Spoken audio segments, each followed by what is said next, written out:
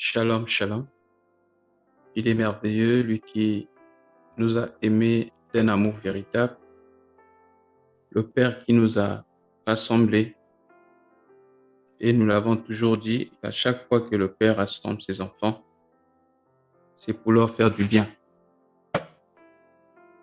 Alors aujourd'hui, nous allons continuer notre enseignement sur le retour de Jésus-Christ et la fin du monde. La fois passée, nous avions parlé de l'abomination, de la désolation établie au lieu saint. Et aujourd'hui, nous allons parler du mystère de l'iniquité qui agit déjà. Alors, nous allons prendre notre passage de base dans le livre de 2 Thessaloniciens, chapitre 2, du verset 1er au verset 7. 2 Thessaloniciens, chapitre 2 Thessaloniciens, chapitre 2, du verset 1er au verset 7. Voici ce que dit la Bible. Pour ce qui concerne l'avènement de notre Seigneur Jésus-Christ et notre réunion avec lui, nous vous prions, frères, de ne pas vous laisser facilement ébranler dans votre bon sens et de ne pas vous laisser troubler, soit par quelques inspirations, soit par quelques paroles ou par quelques lettres qu'on dirait venir de nous, comme si le jour du Seigneur était déjà là. Que personne ne vous séduise d'aucune manière, car il faut que l'apostasie soit arrivée auparavant et qu'on ait vu paraître l'homme du péché, le fils de la rébellion, le fils de la perdition, l'adversaire qui s'élève au-dessus de tout ce qu'on appelle Dieu ou de ce qu'on adore, jusqu'à s'asseoir dans le temple de Dieu et se proclamer lui-même Dieu. Verset 5. Ne vous souvenez-vous pas que je vous disais ces choses lorsque j'étais encore chez vous? Et maintenant, vous savez ce qui le retient afin qu'il ne paraisse consentant. Car le mystère de l'iniquité agit déjà. Il faut seulement que celui qui le retient encore ait disparu. J'ajoute le verset 8. Et alors paraîtra l'impie que le Seigneur Jésus détruira par le souffle de sa bouche et qu'il anéantira par l'éclat de son avènement. Amen. Puis bien-aimés, c'est important pour nous, enfants de Dieu, de connaître la prophétie biblique. Parce que si nous ne maîtrisons pas la prophétie biblique, on peut facilement, comme l'a écrit l'apôtre Paul ici, être ébranlé dans notre bon sens. Parce qu'aujourd'hui, comme nous l'avions dit la fois passée, il y a un grand problème dans l'Église. Quand je parle de l'Église, je parle de l'Église corps. Parce que les gens n'arrivent pas à faire la différence entre un prophète du ministère et le don de la prophétie. On appelle prophète facilement celui qui a le don, alors que sous la nouvelle alliance, le ministère prophétique consiste à situer l'Église. Et je pense qu'il y a de moins en moins de vrais prophètes aujourd'hui, ce qui fait que les chrétiens n'ont pas la notion de l'éternité et peu ont des informations ou connaissent la prophétie biblique. Les gens vivent comme si le monde ne passerait pas. Les gens vivent comme si la vie chrétienne ne s'arrêtait qu'au fait de bien manger, bien s'habiller, bien dormir, ne pas être dérangé par les démons, ne pas tomber malade, être premier en classe ou encore avoir un bon travail, un bon mari, un bon mariage. Full stop, c'est-à-dire que tout s'arrête là. Alors que l'apôtre Paul a écrit dans 2 Corinthiens chapitre 4, je pense, entre le verset 16 et 18, il dit les choses visibles sont passagères, mais les invisibles sont éternelles. et que notre foi ne devait pas simplement être liée à la vie présente. Car il est écrit que c'est par la foi que Moïse, devenu grand, refusa d'être appelé fils de la fille de Pharaon et aimant mieux être maltraité avec les esclaves, être maltraité que d'avoir un temps dans la jouissance du péché. Et la Bible dit, parce qu'il avait les yeux fixés sur la rémunération et que Moïse avait vu celui qui se trouvait dans l'invisible. Ô bien-aimé dans le Seigneur. Le Seigneur Jésus a dit, l'œil est la lampe du corps. Si ton œil fonctionne bien, tout ton corps sera éclairé. Tu auras une foi stable. Mais si ton œil ne fonctionne pas bien, tout ton corps sera dans les ténèbres. Quel est l'enseignement que nous recevons aujourd'hui? Est-ce des enseignements qui nous conduisent à aimer Dieu davantage ou à aimer davantage le monde? Est-ce des enseignements qui nous conduisent à la crainte de Dieu, qui est le commencement de la sagesse, ou simplement à espérer remplir nos poches, nos comptes bancaires, ou bien aimer notre vie terrestre? Il est temps, comme a dit l'apôtre Paul, que nous puissions nous réveiller enfin du sommeil. Car le salut s'est approché de nous plus que lorsque nous avons cru. Déjà au temps de Paul, il y avait des hérésies, des gens qui annonçaient que Jésus était déjà venu. Voilà pourquoi le Seigneur Jésus lui-même, il avait déjà annoncé ces choses en disant, si on vous dit, venez voir, il s'est caché dans une maison. Venez voir, Jésus est apparu dans une ville quelconque, n'y allez pas. Car son retour, sa venue sera spectaculaire. La Bible dit, tout œil le verra. Il ne viendra pas, bien aimé, comme un clandestin ou quelqu'un qui viendrait pour se cacher dans un pays ou dans un continent. Mais sa venue sera, bien aimé, une venue spectaculaire. Tout œil le verra. Voilà pourquoi nous devons faire très attention. On a posé la question au Seigneur Jésus-Christ de savoir quel sera le signe de sa venue et de la fin du monde. La première des choses, il a commencé par l'apostasie. Et c'est l'apôtre Paul qui a repris la même chose ici. Il dit pour ce qui concerne l'avènement de notre Seigneur. C'est sûr qu'on lui avait posé la question là-dessus. Il dit, je ne veux pas, frère, que vous soyez facilement ébranlés dans votre bon sens par quelque inspiration. Parce qu'il y a des gens qui vous diront, j'ai reçu l'inspiration. J'ai eu des visions. Oh oui, c'est bien.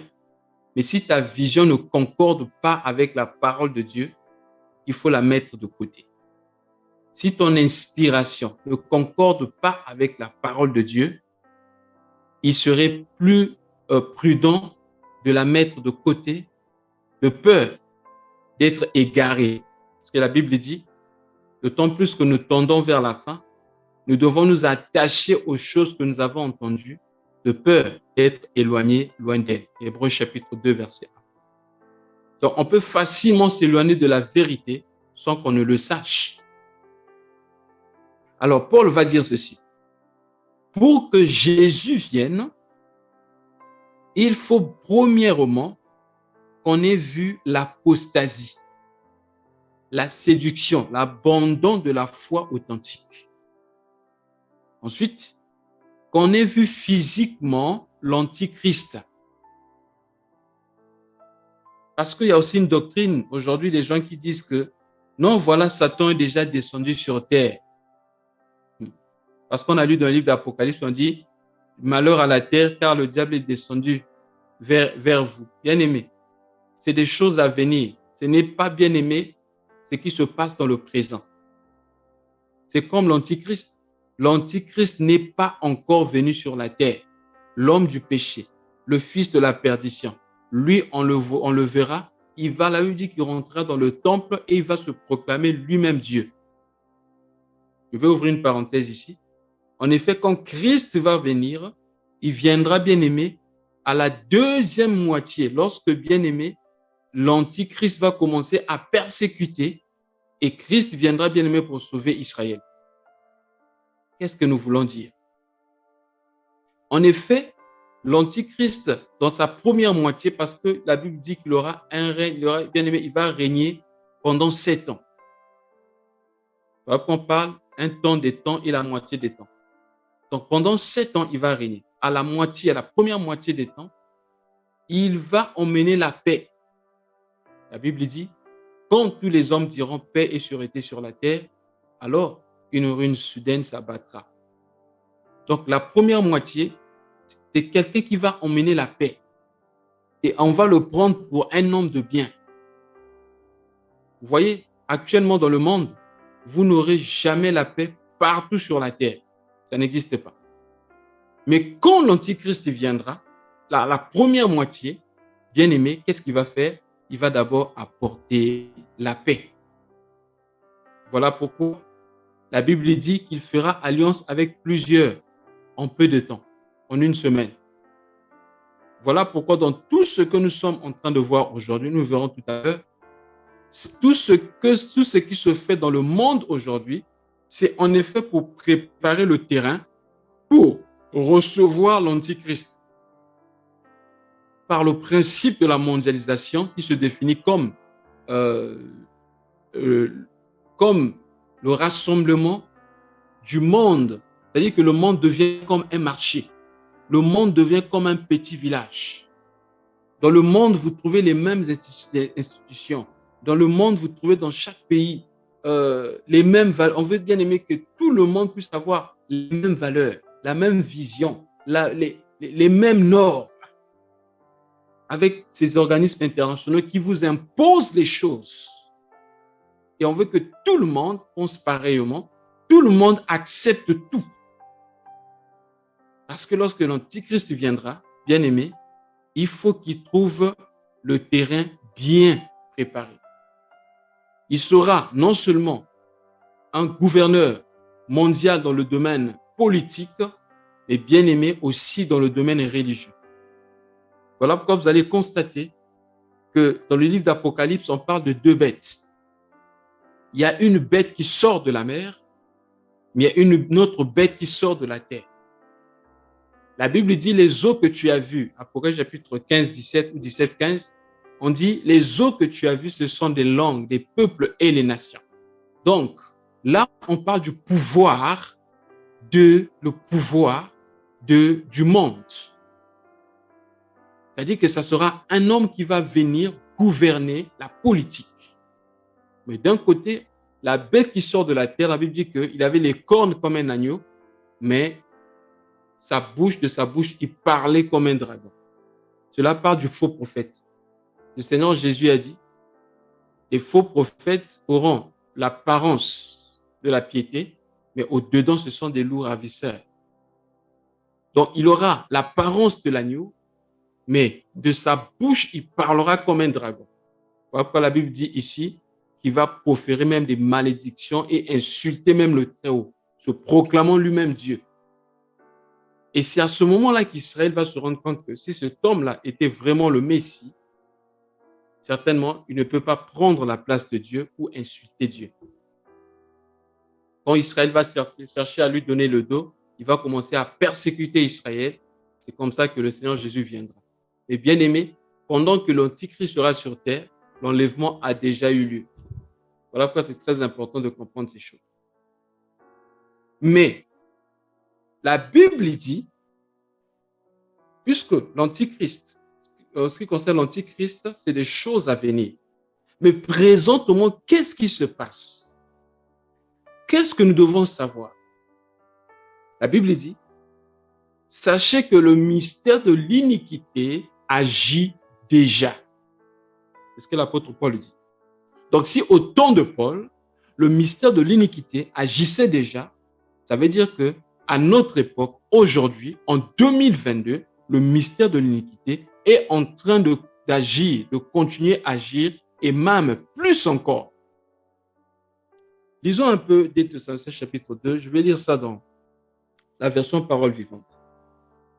Ici, c'est bien présenté. 2 Thessaloniciens chapitre 2, le verset 7. Écoutez ce que la Bible dit. Je vais lire verset 7 et verset 8. Certes, le fervent anarchique exerce déjà sa mystérieuse action. Dès maintenant, le prince de la rébellion contre toute autorité constituée, fait secrètement son œuvre dans le monde. Cependant, il ne peut pas agir ouvertement avant que celui qui lui fait échec n'ait disparu.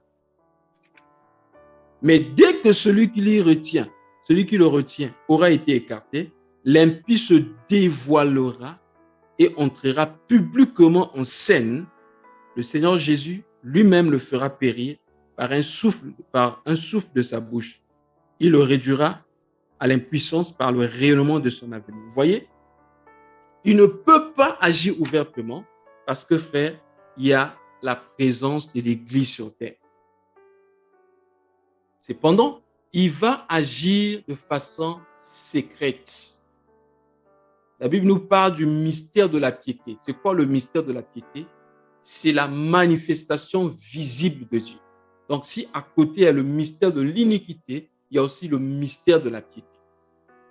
Donc, le mystère de l'iniquité, en effet, c'est une organisation secrète qui est en train d'agir et qui s'oppose à Dieu.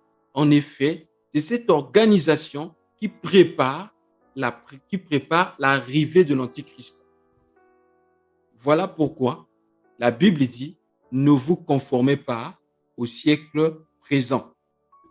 Donc, le mystère de l'iniquité, dans les coulisses de l'activité des puissances humaines,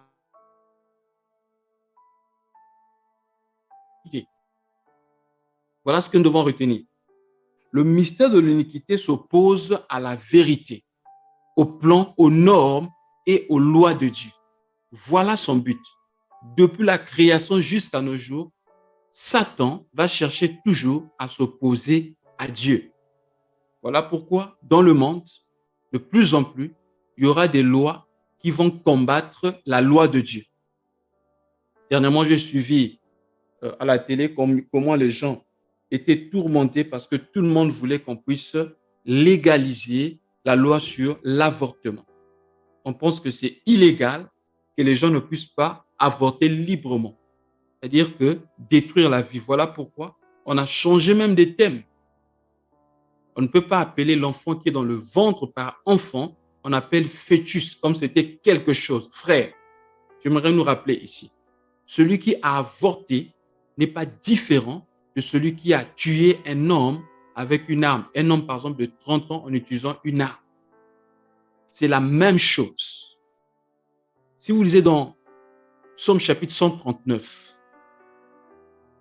j'ai oublié le passage, je crois que c'est le verset peut-être 16. David dit, lorsque j'étais encore une masse informe, tu me connaissais. Quand j'étais une masse informe, vous savez, une masse informe, c'est quoi? C'est une grossesse de 2 semaines. Quand vous regardez dans l'échographie, au niveau de l'écran, vous ne voyez rien. Mais on peut bien aimer remarquer les battements de cœur. Mais bien aimé, vous ne regardez rien, il n'y a pas d'embryon.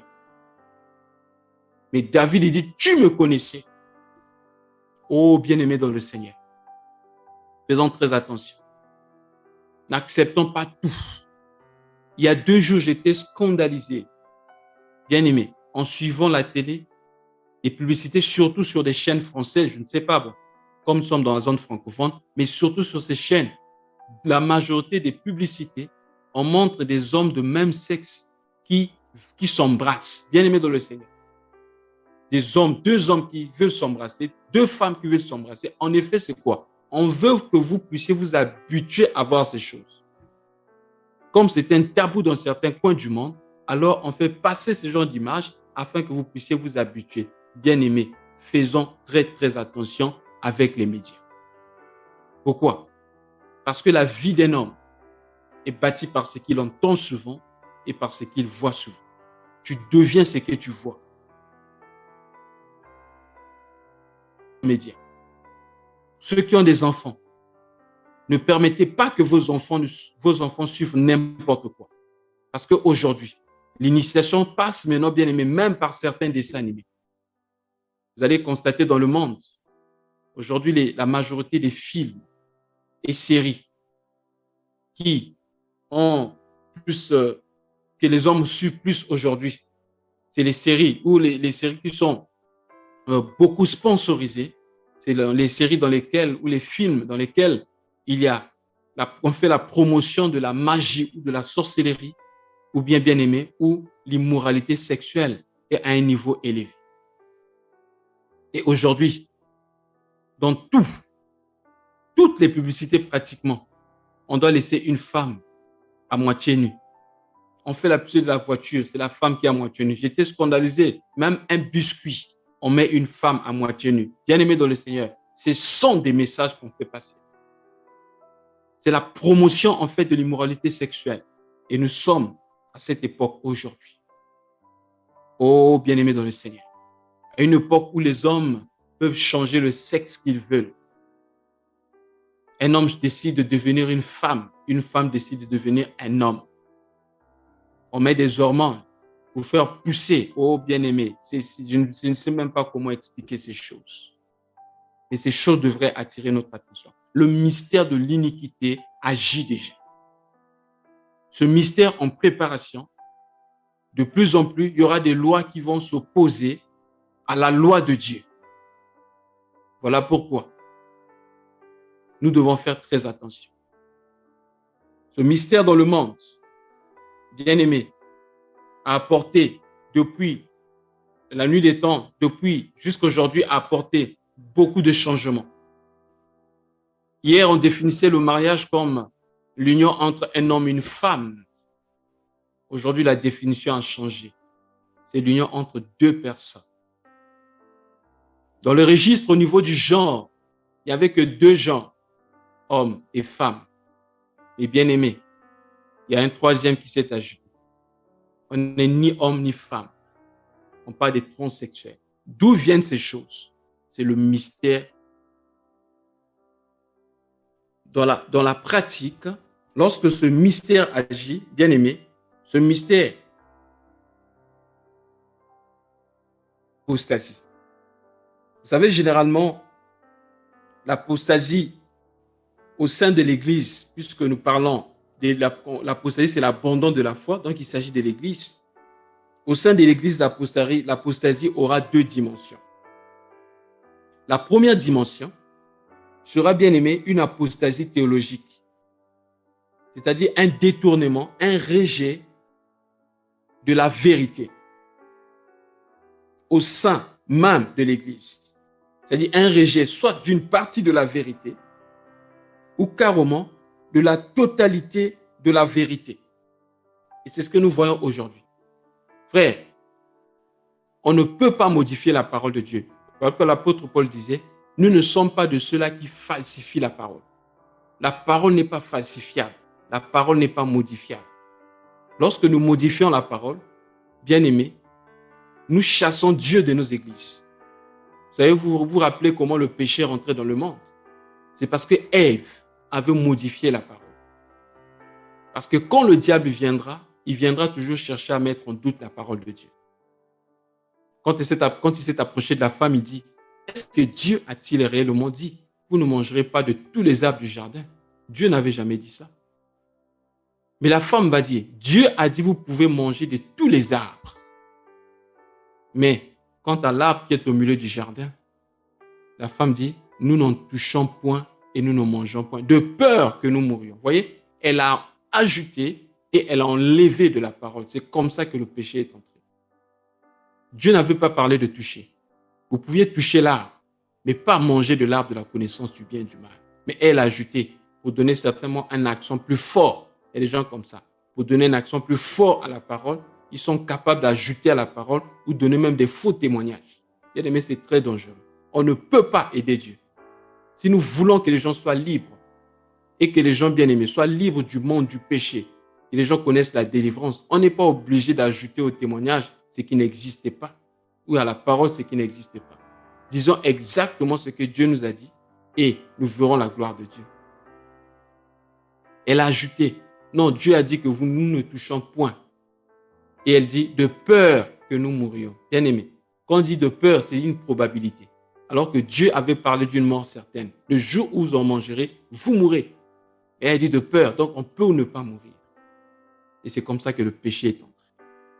Donc l'apostasie théologique va conduire les gens bien-aimés à abandonner la foi authentique. Par des faux docteurs qui offriront le salut et une grâce bon marché sans tenir compte de l'ordre ou même de la fidélité de Dieu. Un salut éphémère. Viens à Jésus, tu auras, c'est pas les voitures, les maisons, tu seras à l'aise, tu seras ceci, avec l'évangile de la prospérité aujourd'hui. Un salut qui ne t'oblige pas la sainteté. Des prophètes qui voient toujours l'élévation, mais qui sont incapables de voir que la personne vit dans le péché. L'apostasie théologique. Mais en dehors de ça, la deuxième dimension, c'est l'apostasie personnelle. Vous vous rappelez de ce que Paul avait dit. Il dit, je suis jaloux de vous, d'une jalousie de Dieu, parce que je vous ai fiancé à un seul. J'ai peur que de la même façon que elle fut séduite, que vous soyez aussi séduits en ce qui compte. Disons un peu ça. Je ne veux pas dire le contraire. C'est dans 2 Corinthiens chapitre 11. 2 Corinthiens chapitre 11.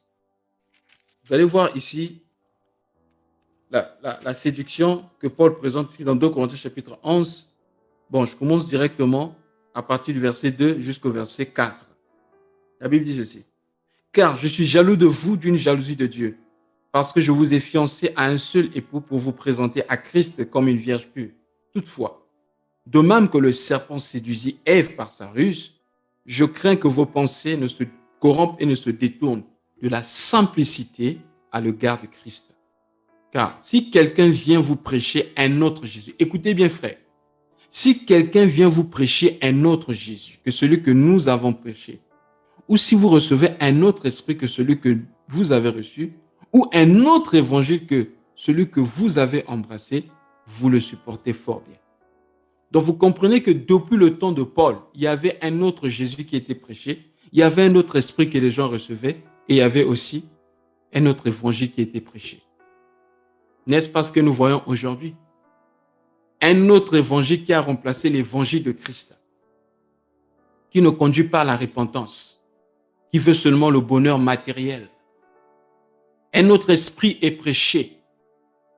L'esprit qui conduit seulement à parler en langue, mais qui n'emmène pas la sainteté, qui n'emmène pas le changement de cœur, qui n'emmène pas la transformation, qui ne conduit pas à l'amour de Dieu. Un esprit qui se glorifie, alors que le Seigneur Jésus avait dit, quand le Saint-Esprit sera venu, il me glorifiera. Mais aujourd'hui, c'est le Saint-Esprit qu'on glorifie. Et les gens vont plus loin à glorifier des esprits. Ils pensent qu'ils glorifient le Saint-Esprit, mais en réalité, c'est d'autres esprits derrière. Parce que la Bible dit, quand le Saint-Esprit viendra, il me glorifiera. Les apôtres n'ont jamais chanté à l'honneur du Saint-Esprit, bien que le Saint-Esprit soit la troisième personnalité de la divinité. Mais ils n'ont jamais chanté le Saint-Esprit. Ils n'élevaient jamais le Saint-Esprit. Les apôtres élevaient Jésus. Mais aujourd'hui, il y a des chants faits à l'honneur du Saint-Esprit. Et il y a plusieurs noms qu'on donne au Saint-Esprit. Et voilà comment certains rentrent dans l'adoration des esprits autres que l'Esprit de Dieu. Je me rappelle, il y avait un frère comme ça, un berger de l'église, qui en priant, il demandait à l'église, il dit, nous allons invoquer l'esprit des 4 vents. Parce qu'il avait lu dans Ézéchiel 37 où Dieu demandait à Ézéchiel de prophétiser sur les ossements desséchés. Ézéchiel disait que l'esprit vient des 4 coins, des 4 vents de la terre. Alors lui croyait que les 4 vents, c'est le nom de l'esprit. Et les gens commençaient à invoquer l'esprit des 4 vents. Et voilà comment les gens invoquent d'autres esprits. Le Saint-Esprit d'aujourd'hui, c'est un esprit qui est là seulement pour faire tomber les gens. Mais le péché ne tombe pas. Le Saint-Esprit n'interpelle pas l'homme de Dieu qui est orgueilleux, qui ne veut pas s'asseoir avec la foule, il est devant comme un roi. Non, le Saint-Esprit ne l'interpelle pas. Le Saint-Esprit ne l'interpelle pas sur l'orgueil ou sur l'amour du matériel, l'amour de l'argent. Alors que la Bible dit, celui qui se rend ami du monde devient ennemi de Dieu. Bien-aimé, c'est un autre esprit. C'est un autre Jésus qui est prêché. Et c'est un autre évangile. Et tout ça, c'est le travail du mystère de l'iniquité. Le mystère de l'iniquité viendra pour déconnecter les gens du véritable attachement, de la véritable foi. Les gens sont attachés aux rites et traditions. mais ne veulent pas être attachés à Christ. Les gens sont simplement religieux. Ils courent après des pratiques, des tactiques spirituelles, mais ils ne veulent pas une communion réelle avec le Seigneur Jésus-Christ. On nous présente un Dieu éloigné alors qu'il est proche de nous. On nous présente un Dieu gendarme qui cherche toujours à frapper lorsque nous tombons dans le péché, mais pas un Père qui nous aime et qui est là avec nous. Oh bien-aimé, le mystère de l'iniquité agit déjà. Et actuellement, ce mystère est en train d'agir au milieu de l'Église, au milieu de nous. C'est pourquoi nous devons veiller et prier pour ne pas céder à la tentation. Regardez, lisez la parole, veillez sur la parole. Ne dites pas amen à tout. Personnellement, je n'aime pas lorsqu'on oblige les gens à dire amen. On en dit amen. Si tu ne dis pas amen, tu es suspect. Non, on ne dit pas amen n'importe comment. Vous voyez quelqu'un se lever, dites amen 7 fois. Là, les gens commencent à dire amen, amen. Non, ce n'est pas ça, bien-aimé. Amen signifie que cela soit ça ainsi. Amen signifie je suis d'accord avec ce que tu dis. Je ne peux pas dire amen n'importe comment. Oh bien-aimé de le Seigneur. Le mystère de l'iniquité remplace le Saint-Esprit par tout ce qui est psychologique aujourd'hui dans l'Église, par la manipulation émotionnelle. Les médiums sont rentrés dans les églises, ils ont pris des Bibles. On utilise d'autres esprits, le feu étranger pour la manifestation spirituelle. Et bien aimé, c'est tout ça au vu de tout le monde. Pratiquement dans chaque assemblée, pour ordonner les gens dans le ministère, il faut la présence de l'huile d'olive. Est-ce que les apôtres ont mis de l'huile d'olive sur les têtes de gens pour les faire entrer dans le ministère? Les habits sacerdotaux ressemblaient au pape, aux évêques catholiques, etc. J'ai même suivi une vidéo comme ça où les gens, pour être ordonnés dans le ministère, on les a étalés, ils sont allongés par terre comme des serpents et le gars passait avec la chicotte, il les frappait. Ils étaient tous habillés en noir. D'où viennent ces choses? Le mystère de l'iniquité agit déjà. C'est pour s'opposer à Christ. Enlever la simplicité de Christ pour nous conduire à autre chose. C'est le mystère de l'iniquité qui emmène aujourd'hui les gens à être plus centrés sur les rites et traditions. Lorsque les gens sont connectés au jeûne, c'est bien de jeûner, c'est bien de prier. Mais on ne peut pas mettre notre confiance sur le jeûne. Le mystère de l'iniquité met en place beaucoup de systèmes argent-centriques. Donne l'argent, tu verras ce que Dieu va te faire. Délivrance moyennant quelque chose. Du coup, l'homme de Dieu prêche, donne ton argent, tu verras ce que Dieu fera dans ta vie. Ils sont même capables de prêcher en disant, rappelle à Dieu tes jeûnes et prières, rappelle à Dieu tes offrandes. Frère, on ne donne pas à Dieu parce qu'on veut recevoir en retour. On donne parce que nous l'aimons. Tous nous resterons redevables à Dieu pour tout le bien qu'il fait pour nous, bien-aimés dans le Seigneur. Le mystère de l'iniquité agit déjà. Il faut que celui qui le retient ait disparu. Ne nous conformons pas au siècle présent, mais examinons toutes choses. Cherchons de plus en plus à être agréables à Dieu. Lavons nos robes, veillons sur notre marche, examinons notre conduite, examinons-nous nous-mêmes pour savoir si nous sommes dans la foi. Paul a dit à Timothée, fais attention à toi et à l'évangile que tu prêches. À toi-même d'abord, ta vie, ta propre vie et l'évangile que tu prêches. Par conséquent, on ne doit pas lire la Bible parce qu'on veut prêcher. Mais on lit la Bible parce qu'on veut la mettre en pratique. Et alors, notre vie sera une prédication. Et quand nous parlerons de sa part, bien aimé, ça sera notre vie que nous allons communiquer. Et les vies seront transformées. Ne courons pas d'abord pour aller faire le ministère. Le véritable ministère, c'est d'abord passer le temps dans la présence de Dieu. Car mieux nous le connaîtrons, mieux nous allons le faire connaître aux hommes. Si tu ne le connais pas, tu ne sauras pas, bien aimé, comment le faire connaître aux hommes. Que Dieu nous bénisse. Nous allons nous arrêter par là aujourd'hui. Nous continuerons prochainement si le Seigneur le permet. Amen.